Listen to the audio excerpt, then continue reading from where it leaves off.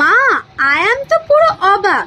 এই সমস্ত বাঙালি ম্যানের ইংলিশ বাচ্চাগুলো একদিনে এত বাঙালিয়ানা শিখে গেল, কি করে সম্ভব? দুদিন ধরে এটাকেই আমি নোটিস করছি, বাট আর আমি এইগুলোকে হজম করতে পারছি না।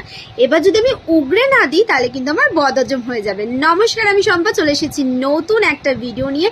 আর এই ভিডিওর মাধ্যমে দেখাবো এই সমস্ত ইংলিশ বাচ্চাগুলো কিভাবে হঠাৎ করে বাঙালিয়ানা শিখে যায়, কিভাবে সমস্ত কিছু বাংলা জেনে যায়। তো সেই সমস্ত মামুনিরা যারা বাংলা জানেই না, বাংলা পড়তে পারে না, লেখা তো দূরের কথা, আবার সেই সমস্ত মামুনিদের বাবা মায়েদের কত গর্ব, আমার মেয়েটা না সেরকম বাংলা পারে না গো, লিখতে জানে না গো, সব থেকে কম নাম্বার পায় ওই বাংলাতে। এই এই কি মনে করো তোমাদেরকে?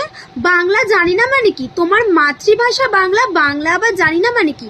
আমরা বেঙ্গলি মিডিয়ামের স্টুডেন্ট, তাহলে তোদের থেকে শতগুণে ভালো। আমরা বেঙ্গলি মিডিয়ামের স্টুডেন্ট হয়েও যেরকম আমরা বাংলাটা পারি, সেইভাবেই আমরা ইংলিশটাও দক্ষতা রাখি বলার। তাহলে তোরা কি করতে ইংলিশ মিডিয়ামে পড়ছিস? হ্যাঁ, আর হঠাৎ করে তোরা বছরের একটা দিনে এত বাঙালিয়ানা শিখে যাস। কলা পাতায় ভাত খাস, মায়ের শাড়ি ভেঙে পড়িস, সুন্দর করে মাথায় ফুল গুজিস। কেন রে? এত কি করে হঠাৎ করে তোদের মধ্যে বাঙালিয়ানা জেগে ওঠে? যারা ওয়েস্টার্ন ড্রেস ছাড়া পরতেই পারিস না, কমফোর্টেবল ফিল হয় না তোদের জিন্স টপ না পরলে তোদের কিরকম শরীরে অ্যালার্জি হয়, তারা এই বৈশাখ মাসে কি করে শাড়ি পরে ডং ডং করে ঘুরতে বেরিয়ে যাস, তখন তোদের অ্যালার্জি বেরিয়ে যায় না?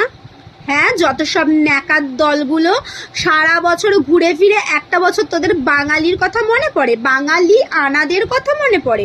সারা বছর রবীন্দ্রনাথ টেগর বলিস আর পয়লা বৈশাখের দিন রবীন্দ্রনাথ ঠাকুর বলিস।